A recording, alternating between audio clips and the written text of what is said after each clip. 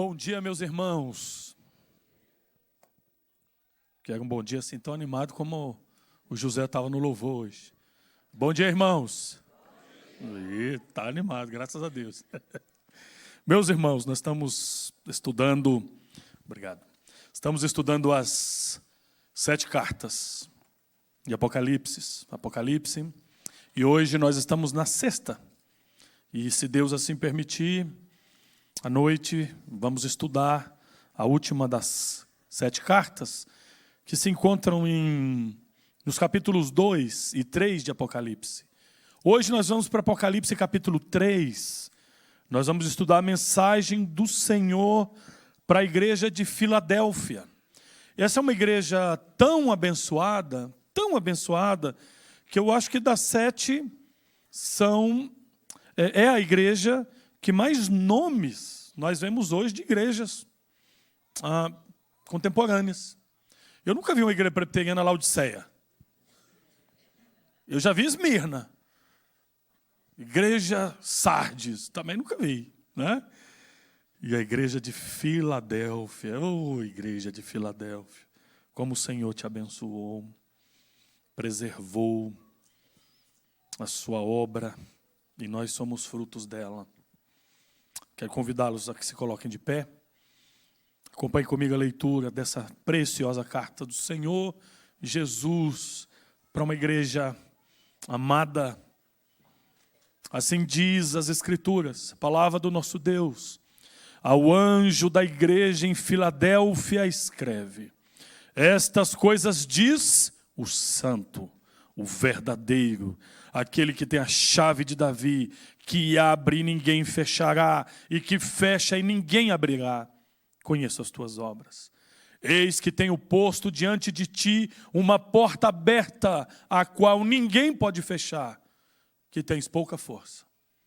Entretanto, guardaste a minha palavra e não negaste o meu nome. Eis que farei que alguns dos que são das sinagogas de Satanás, desses que a si mesmos se declaram judeus e não são, mas mentem, eis que os farei vir e prostrar-se aos teus pés e conhecer que eu te amei.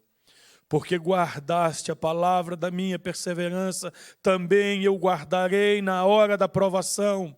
Eu te guardarei na hora da provação que há de vir sobre o mundo inteiro, para experimentar os que habitam sobre a terra.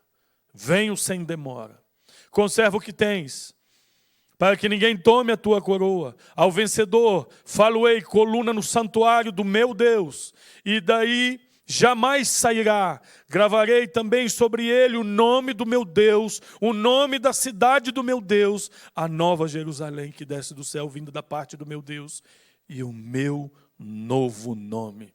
Quem tem ouvidos, ouça o que o Espírito diz às igrejas. Deus bendito, mais uma vez, nós imploramos o teu favor, a ação do teu Espírito sobre nós, que ilumina a mente e o coração. E a nossa oração hoje foi que o Senhor nos levasse a um lugar onde talvez muitos de nós nunca foi. Mas é aquele lugar onde o Senhor exorta, onde o Senhor transforma, onde o Senhor limpa, onde o Senhor converte, onde o Senhor restaura e onde o Senhor confirma. Leva-nos a provar. Abre o nosso entendimento, o nosso coração e todas as nossas faculdades, para que nós possamos ter um pouco daquela sensação real de que o Senhor é. Que o temor do Senhor, a reverência diante do Deus Santo, assombre os nossos corações. E que a verdadeira adoração seja realidade nos nossos lábios e coração. Abençoa o teu povo, que é a tua igreja, nesta manhã. Oramos desejosos de ouvir a tua doce, forte, incomparável voz, nesta manhã, em nome de Jesus. Amém? A igreja pode se sentar.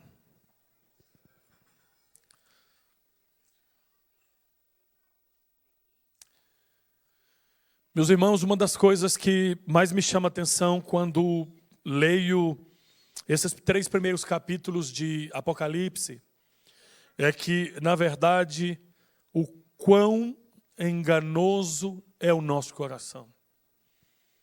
Como nós falhamos no diagnóstico, na aparência daquilo que nós estamos vendo, que nós estamos pensando que é, mas em comparação com aquilo que Cristo vê, Ele que conhece verdadeiramente quem nós somos, que dá o verdadeiro diagnóstico, e que quando nós ouvimos a revelação da palavra de Deus, nós percebemos que o nosso coração é enganoso. Tal como o profeta Samuel, o homem de Deus, que vai à casa de Jessé para escolher o novo rei de Israel. E ele começa a olhar para aqueles homens, os filhos de Jessé. Deus já havia falado para ele que o rei estaria ali. E ele começa a olhar e de repente ele vê Eliabe. Ele diz, esse aí é forte. Esse tem pinta de rei. Esse é. E o Senhor intervém e diz, não, esse não é. Ao contrário, eu rejeitei esse, porque eu conheço o coração dele. Ah, Samuel, você é homem e vê o exterior, você vê a aparência, você vê aquilo que os olhos carnais veem. Mas não se esqueça que eu sou Deus e eu vejo o coração. Então Samuel não está entendendo nada? Falta mais alguém? Falta o caçula, o menorzinho, pequenininho, pastor de ovelhas. Ele tem cheiro de leite, porque ele cuida de ovelha, faz queijo. Então nós não assentaremos à mesa até que ele chegue. Deus, na história, Ele decide pegar coisas pequenas, frágeis, e usá-las poderosamente para ensinar que a força vem dele. Ele ensina através do princípio de Gideão que poucos com Deus é uma mensagem eloquente de que nós não podemos confiar nos nossos braços, nos carros e nem em nenhuma coisa que não seja o nosso Deus. E Ele permite isso. E algumas vezes Deus puxa o tapete, Deus remove o nosso piso, Deus tira os recursos, Deus tira tudo, tudo. E às vezes Ele nos leva para o deserto.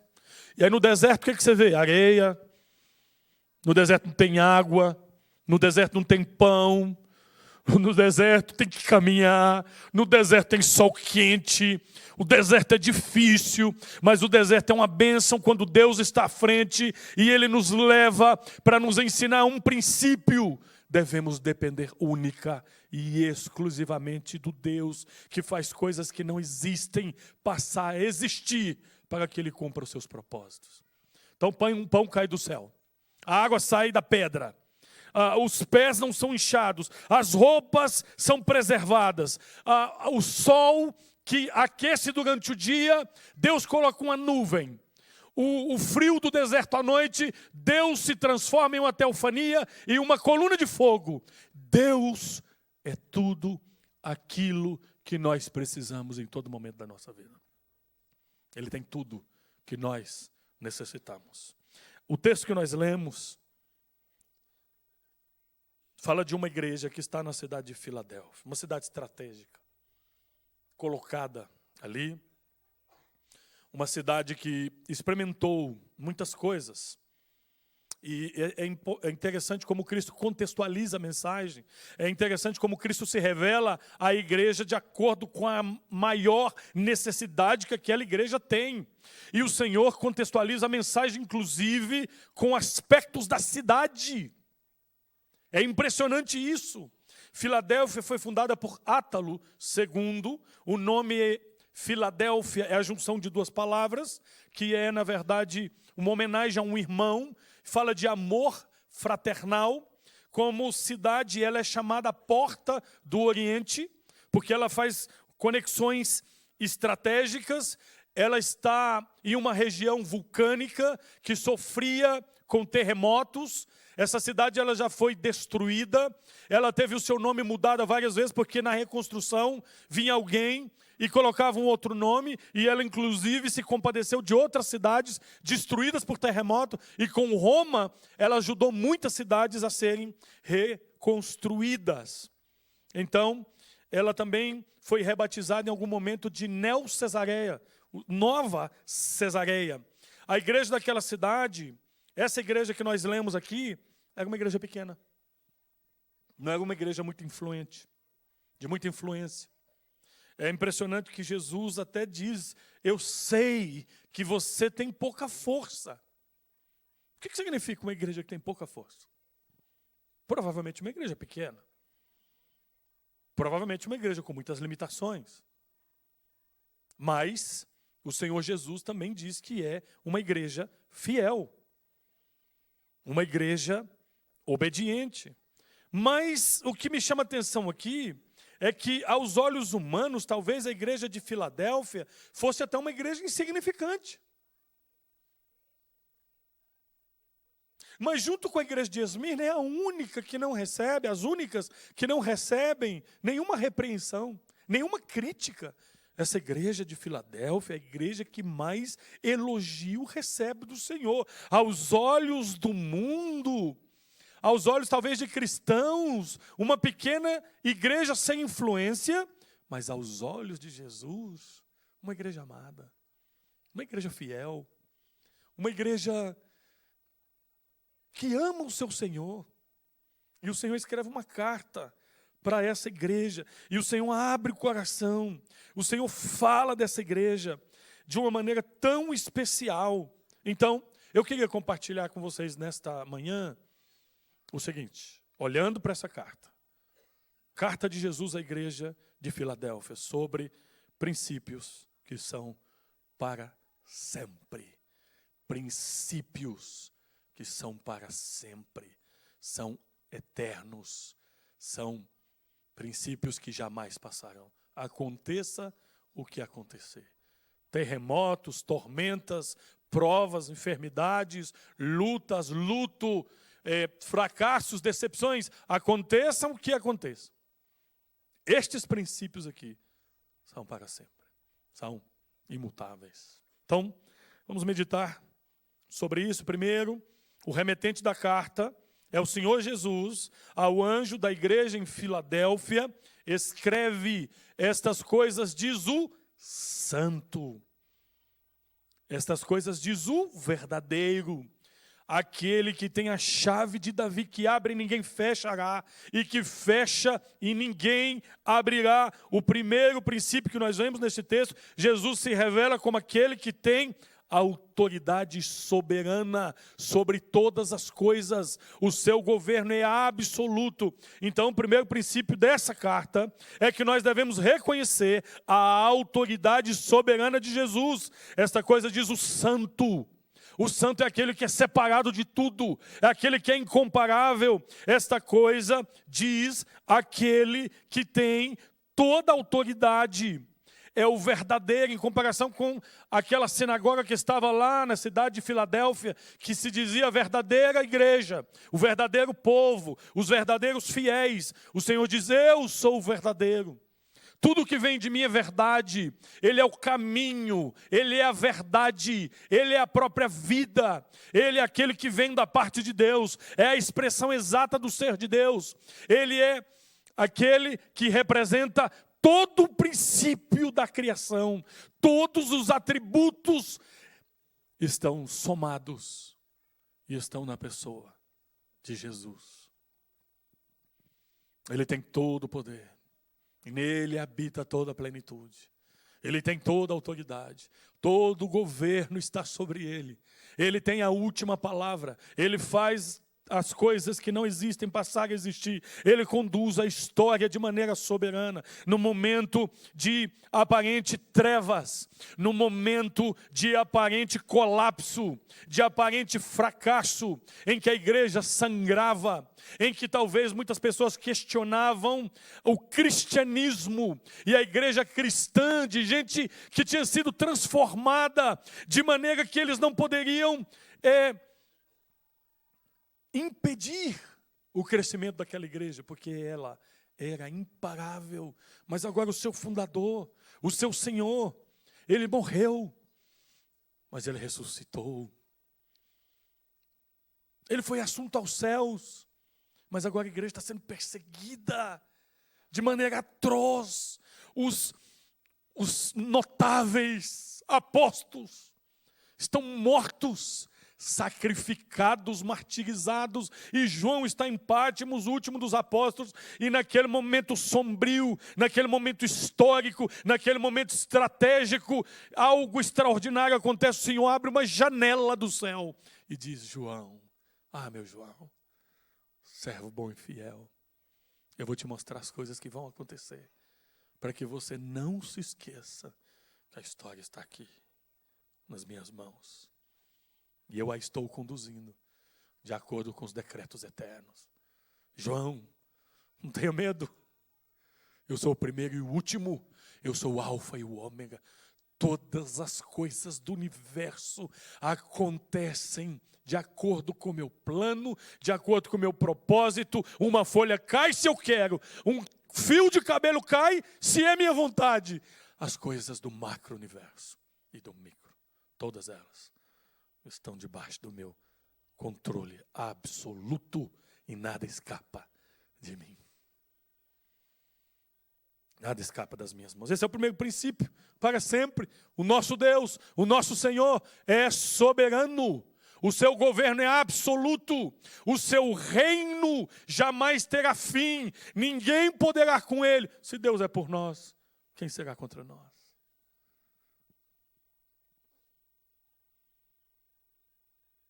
Então, nós precisamos ter em mente a autoridade soberana do nosso Senhor Jesus. E aqui está uma das mensagens mais importantes da igreja reformada. O reconhecimento da soberania de Cristo sobre a sua igreja. E os notáveis lá de Westminster, os teólogos de Westminster disseram, lá na Confissão de Fé de Westminster, eles confessam o seguinte: o único mediador entre Deus e os homens, cabeça e salvador de sua igreja, é Cristo. O João Calvino dizia: nenhum poder no céu ou na terra pode abrir uma porta que Cristo fechou, nem fechar uma porta que Cristo abriu. O trono do universo tem um dono.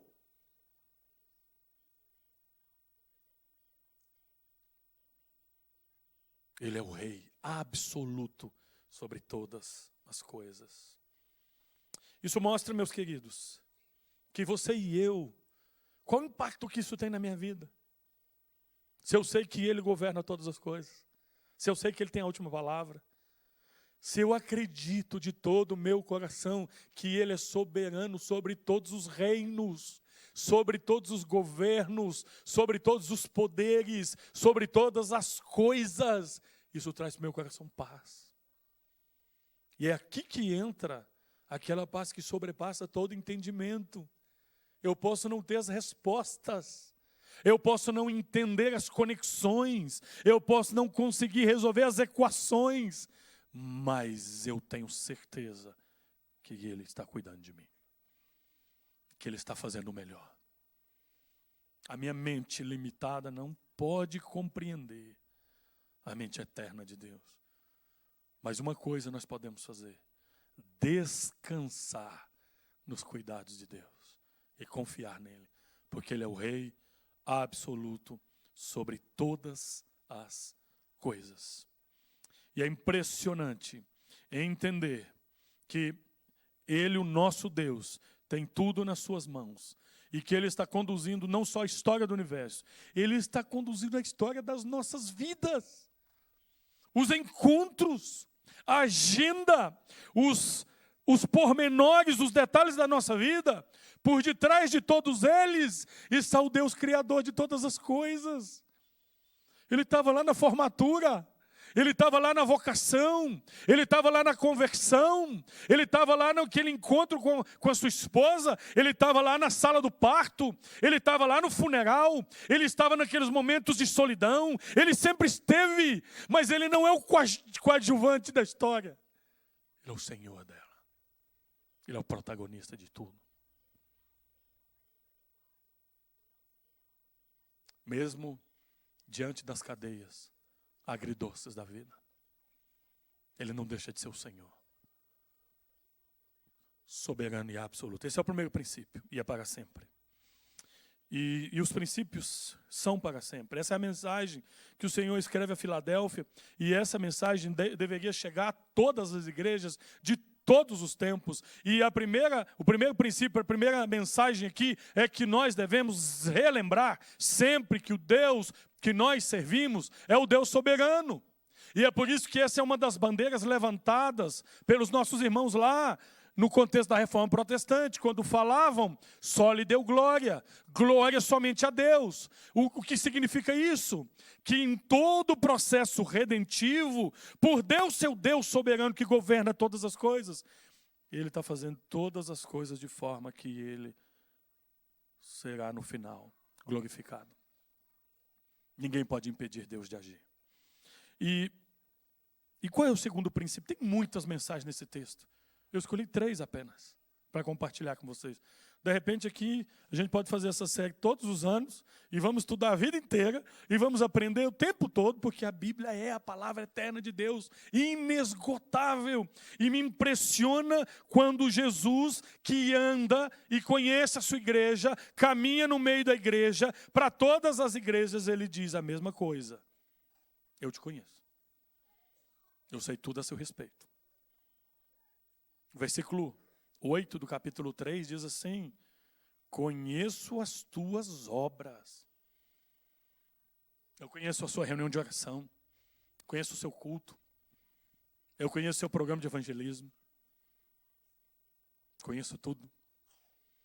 Eu conheço a forma que vocês me adoram. Eu conheço as decisões que vocês tiveram que tomar por causa da minha palavra.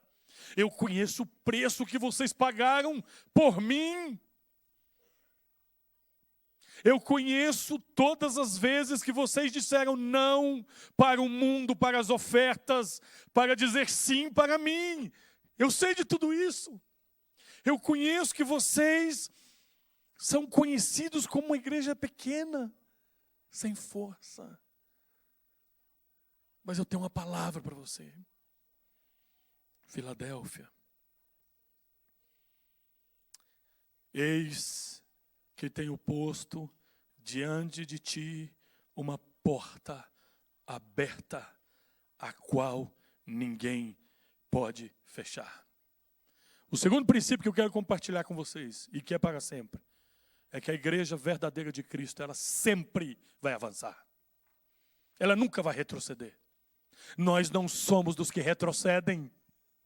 Nós avançamos, mas nós não avançamos na força da nossa performance, do nosso conhecimento, das nossas estratégias. Nós avançamos na força do Espírito Santo. Nós avançamos porque é Deus quem está nos conduzindo. Nós avançamos porque essa é uma obra santa. Nós avançamos porque Deus é o Senhor da nossa vida. Nós avançamos porque a igreja é um projeto de Deus. Deus é quem edifica a sua igreja. Ele disse diante de todos, essa é uma das máximas revelações de Deus para o universo. Ele diz, eu edificarei a minha igreja. Eu, não é IPG2. Não é a Igreja Presbiteriana do Brasil, não é a Igreja Reformada, é o Senhor do universo, é o Criador do universo, é o sustentador do universo. Eu edificarei a minha igreja e as portas do inferno não prevalecerão contra ela, porque ela vai avançar até o inferno e ninguém pode detê-la, porque a obra do Senhor é imparável. O Senhor está avançando, Ele está avançando por todos os continentes, por todas as tribos. O Senhor está levantando. E sabe quem Ele está levantando? Os pequenos, os fracos, os que não têm nenhuma força. O Senhor está dizendo para Filadélfia: eis que estou abrindo uma porta, a porta da oportunidade, a porta da evangelização, a porta de missões, e essa porta que eu abro, ninguém pode fechar, aproveitando o contexto da cidade, em que está o correio imperial, em que transita, em que as correspondências se veiculam por estradas, o Senhor está por detrás de tudo aquilo, e a mensagem do evangelho vai ser espalhada por toda a terra, através da porta que Deus abre, em uma igreja conhecida por ser fraca e pequena. A igreja vai avançar. E se ela for fiel, não importa o tamanho dela. Eu fui entender isso depois de pastor.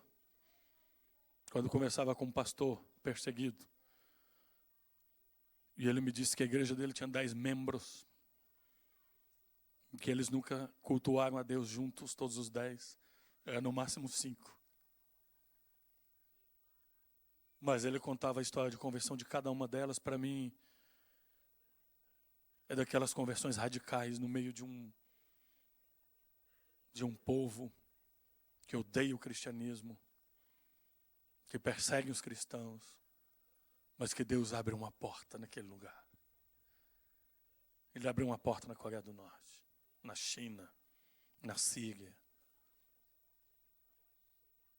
no Iraque, no Irã. Ele abre. E porta que Deus abre, ninguém fecha. A igreja avança. Ela vai avançar. Porque o Senhor prometeu. Ninguém pode detê-la. Ninguém pode fazer frente. E nós temos que parar com essa ideia de que confronto de poderes e que batalha espiritual é uma guerra do bem e do mal, em que ora o mal prevalece, ora o bem prevalece, como aquela competição de cordas. Como é que chama aquele negócio? Cabo de guerra, puxa para lá, puxa para cá. O diabo está puxando para lá com os demônios e Jesus com os anjinhos de cá, e vai para lá e vem para cá. Não é nada disso, irmãos. Isso é uma estupidez. Jesus faz isso aqui, ó, e derruba o universo inteiro. Ele disse: ao som da minha voz, eu tenho legiões de anjos que acabaria com todo o império romano. Ao som da minha palavra. E sabe quem está falando? Aquele que olhou para uma massa sem forma e vazia, que ele mesmo criou, e disse: haja luz. E houve. Somente pelo poder da sua palavra o universo foi criado. Ele chega lá, tumba, diz: olha, faz o seguinte, remove a pedra, mostrando que tem coisas que é do homem fazer, e aquilo que o homem pode fazer, ele tem que fazer, mas existem coisas que só Deus pode fazer. E ele brada de lá: Lázaro, vem para fora. 4º dia, e o morto ressuscita, e sai andando, no meio de todo mundo. Ele é esse. E ele abriu uma porta. A pergunta que eu estou fazendo para o Senhor, como pastor dessa igreja: Deus, qual a porta que o Senhor está abrindo aqui para a Igreja 2? Qual a porta que o Senhor abriu que ninguém pode fechar? Nós temos que entrar por ela. Deus não permita distrações. Deus não permita que nos envolvamos com coisas secundárias. Deus nos conduz pela porta. Quem é a porta? Cantamos, lemos. É a porta da salvação. É Jesus Cristo, Senhor, na frente, conduzindo todas as coisas. E essa é a sua igreja. Ninguém vai deter essa igreja. Vão tentar, e vão tentar, e vão tentar. Mas a igreja permanece. A igreja de Cristo permanece de pé. Porque ela avança. Porque a porta que Deus abre, ninguém pode fechar. Esse é o segundo princípio. Para sempre. O primeiro é que Ele é o soberano. E Ele tem o governo absoluto de todas as coisas. O segundo princípio é que a igreja de Deus sempre vai avançar. Ninguém pode deter os planos e os propósitos de Deus. Ele jamais falha. E o terceiro princípio que nós aprendemos aqui, nós olhamos aqui para o versículo, eu te convido, versículo 11. Diz assim: eu venho sem demora, conserva o que tens, para que ninguém tome a tua coroa. Ao vencedor, falo-ei coluna ao santuário do meu Deus. E daí jamais sairá, gravarei também sobre ele o nome do meu Deus, o nome da cidade do meu Deus e a nova Jerusalém, que desce do céu vindo da parte do meu Deus, e também o meu novo nome. O terceiro princípio, meus irmãos, é que a obra que Deus fez e está fazendo na nossa vida, ela permanecerá para sempre. E essa é uma das bandeiras levantadas pelos nossos irmãos do passado. Perseverança dos santos. Nós, aquele que começou a boa obra em nossa vida, ele vai completar. O crente, o cristão, permanece para sempre. Esse é o terceiro princípio. Ninguém pode tirar nossa salvação, porque não depende de nós. Porque Cristo morreu na cruz por nós. Porque Cristo já pagou as nossas dívidas. Porque aquele que começou essa boa obra, Ele está fazendo de tudo. Ele já fez tudo o que nós precisamos para chegar até o fim. E um dos ensinos impressionantes daquilo que nós cremos, Ordo Salutis, ordem de salvação.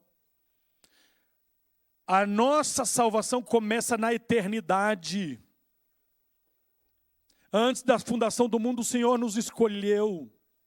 E a nossa glorificação, passando por todos aqueles princípios, toda aquela ordem de salvação, onde tem os decretos eternos, onde tem a eleição, onde tem, depois na linha do tempo, a regeneração, a justificação, a santificação, a identificação em Cristo e todas as obras e os benefícios da obra de Cristo creditadas em nós pela obra dele. Depois nós voltamos ao princípio da eternidade, a glorificação. Então, eu te convido. Volta às suas páginas aí, Romanos, capítulo 8. Aqui nós estamos vendo o que Deus faz. Deus não para na metade do processo. Deus não é como o homem que começa e não termina. E é por isso que nós afirmamos com toda certeza que um dos princípios, e o Senhor está mostrando a essa igreja, que aqueles que o Senhor resolveu salvá-los, eles serão salvos para sempre. Olha o que diz aí, Romanos capítulo 8, a partir do versículo 28. 29 a gente gosta muito, né? Todas as coisas cooperam para o bem. E vamos olhar o versículo 29, que é mais extraordinário. Diz assim: porquanto aos que de antemão conheceu, também os predestinou para serem conformes à imagem do seu Filho, a fim de que ele seja o primogênito entre muitos irmãos. E aqui começa o Ordo Salutis. E aos que predestinou, a estes também chamou. Ou seja, aqueles que o Senhor escolheu antes da fundação do mundo, o Senhor chamou através do chamado eficaz, da vocação eficaz. Então, o que isso significa? Significa, por exemplo, que nós estamos andando na rua e tem um irmão valente que subiu em cima de um caixotinho, está pregando o evangelho, todo mundo que está passando ali está ouvindo aquela pregação. Esse é o chamado externo.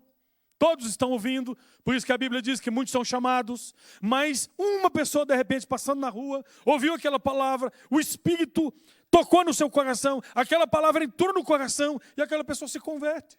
Esse é o chamado interno, essa é a vocação eficaz, aqueles que Deus conheceu na sua soberania, na sua presciência, mas não os escolheu baseado na presciência, senão na sua soberana vontade, porque Ele quis. Deus planejou e desenhou a história da nossa vida. E um dia nós seremos chamados por essa voz doce, irresistível. Talvez como Zaqueu. Zaqueu desce depressa. Desce, Zaqueu. E a Bíblia diz que Zaqueu desceu depressa e o recebeu com alegria. Era impossível não seguir, porque é irresistível a voz do mestre. Jesus chega para Levi, Mateus, olha para o rosto dele, olha no fundo dos olhos e diz: segue-me. E vira as costas. sai andando. O Levi não consegue não segui-lo, porque o seu chamado é eficaz. Mas o texto diz, e aos que predestinou, a estes também chamou. E aos que chamou, a estes também justificou. Justificou, o Senhor imputou neles a obra de Cristo, os benefícios da obra de Cristo. O Senhor os tornou limpos e puros. A dívida foi paga, eles não têm nenhuma condenação, porque Cristo pagou no lugar deles. Ele predestinou, Ele chamou e Ele justificou. E a estes que Ele justificou, estes também glorificou. O Senhor está falando de uma obra como se estivesse no passado, de algo que ainda não aconteceu, porque Deus é fiel. Ele vai terminar o que Ele começou. Por isso que o crente não perde a salvação, porque nós estamos no meio de um processo de um Deus que termina tudo que começa. Por isso é tão maravilhoso ler Filipenses capítulo 1, versículo 6. Eu estou plenamente certo de que aquele que começou a boa obra em vós há de completá-la até o dia perfeito, ou até o dia de Cristo Jesus, quando Ele terminará o processo redentivo na glorificação. Quando nós somos, irmãos, justificados no passado, nós estamos livres da culpa do pecado. Quando nós somos santificados no presente, nós estamos livres do poder do pecado. Quando nós no futuro, irmãos, formos glorificados, nós estaremos livres da presença do pecado, eternamente. E toda essa obra o Senhor está fazendo na nossa vida. E Ele não vai falhar. Ele não falha. Então isso traz segurança para o crente. O Senhor está escrevendo para uma igreja que vai enfrentar perseguição. O Senhor diz, vai vir um tempo difícil, mas vocês precisam entender que eu sou soberano. Vocês precisam entender que a igreja vai avançar sempre, mas vocês também precisam entender que vocês estão nas minhas mãos, e ninguém vai arrebatar vocês das minhas mãos. Ninguém pode atentar contra a alma de vocês, porque vocês são meus. E quando as pessoas estão temendo o poder de Deus, do poder material, de fazer coisas acontecerem, o Senhor Jesus diz o seguinte: vocês não deveriam temer somente a isso, vocês deveriam temer aquele que tem poder para matar e para lançar a alma no inferno. Você tem noção, irmão, irmã, do que Jesus fez por você? Tem ideia? O seu coração se alegra por tudo que Jesus te deu, do que Ele te livrou, da onde Ele te tirou. Onde você estaria hoje se Ele não tivesse intervido na história da sua vida? E você e eu, nós não sabemos, nós não temos ideia, nenhuma fração de milésimo, de qualquer tamanho, daquilo que será a Nova Jerusalém, do que será viver eternamente na glória com o Senhor. E o Senhor está lembrando essa igreja: olha, vocês vão ser perseverados até o fim, eu venho sem demora, eu mesmo vou conservar vocês, ninguém vai tomar a coroa de vocês, eu vou fazer vocês coluna do santuário, vocês serão como coluna. E aquela igreja entendia, porque as colunas foram removidas muitas vezes com os grandes terremotos. Vocês serão baluartes, vocês nunca mais vão ser abalados eternamente. Vocês serão coluna do santuário eterno do Deus eterno. E os seus nomes que estão escritos no livro da vida, vocês também terão escritos na vida de vocês tudo aquilo que Ele disse, o nome do nosso Deus, o nome da Nova Jerusalém e o novo nome do nosso Senhor.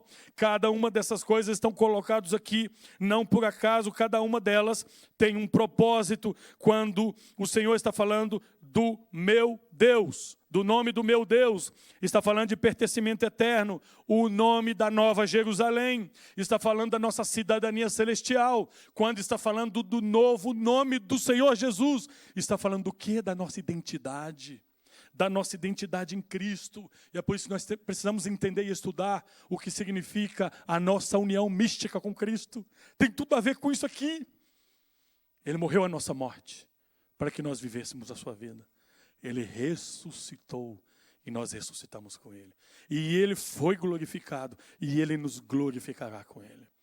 E nós entraremos, irmãos, pelos portais eternos. O Senhor nos preservará até o fim. Spurgeon disse o seguinte: o crente é imortal até que a sua obra na terra esteja feita. Lutero cantou naquele hino que nós gostamos tanto de cantar, né? Se nos quisessem devorar demônios não contados, não nos iriam derrotar, porque com o Senhor nós reinaremos eternamente. Queridos, o crente é peregrino nesta vida, mas será coluna na vindoura. O Senhor nos ensina que terremotos abalam prédios, mas nunca abalam colunas erguidas no templo de Deus. Jamais. Você que hoje teme diante das perdas, das crises, do avanço da idade, talvez da enfermidade, da dor, escute hoje, em nome de Jesus. O que hoje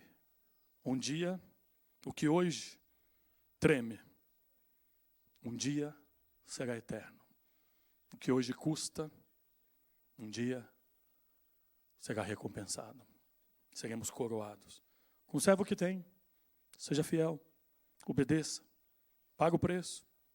O ouro do céu não se troca pelas moedas deste mundo. Nada se compara.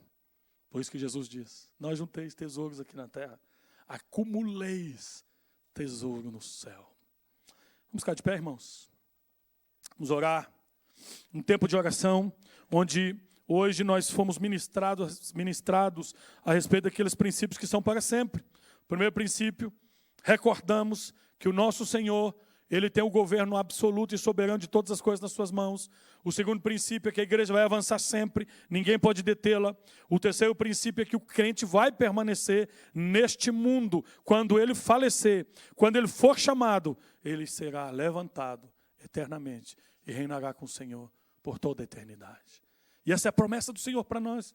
Então nós não podemos nos capitular diante daquelas coisas que tentam tirar nossa atenção e desviar a nossa atenção do foco, olhando firmemente para o autor e consumador da nossa fé. Avancemos, porque existe uma promessa de Deus para nós. Avante, avante, pois, ó crentes. Vamos orar. Deus bendito, estes são princípios eternos, são princípios que são para sempre. Que bom é ser recordado pelo Espírito Santo de que eles são válidos e que eles não foram removidos e que a validade deles é tão certo como o Senhor é imutável. Deus, nós reafirmamos a nossa fé, a nossa confiança de que o Senhor é o Rei soberano que governa todas as coisas de acordo com a tua boa vontade. Independente dos governos deste mundo, o Senhor está sobre todos eles. É o Senhor que estabelece príncipes, reis, imperadores, presidentes, deputados, senadores. Todos estão debaixo do teu conselho. Deus querido, obrigado pela certeza de que a igreja vai avançar. Que a igreja, ainda que pequena, ainda que fraca, aos olhos dos homens, ela é fortalecida na força do seu Senhor. Porque quando somos fracos, é aí que somos fortes. Porque o teu poder se aperfeiçoa na nossa fraqueza. Deus bendito, a porta está aberta, os campos estão brancos. Tanto trabalho, Senhor, mas os trabalhadores são poucos. Hoje, em nome de Jesus, eu imploro ao Senhor, esta igreja é tua. Levanta trabalhadores para a tua seara, Senhor. Aqueles que vão avançar, na certeza de que nada e nem ninguém poderão deter a igreja do Senhor. Deus, e obrigado pela segurança eterna, pela perseverança dos santos. Ninguém pode nos desviar do caminho que o Senhor tem para nós, nem nós mesmos, nem Satanás, nem o mundo, ninguém. Porque o Senhor é quem pega na nossa mão, e o Senhor já deu uma palavra de vitória para nós, nós já somos mais que vencedores. Louvamos e bendizemos o teu nome, nesta manhã, por tudo que o Senhor fez, em nome de Jesus. Amém.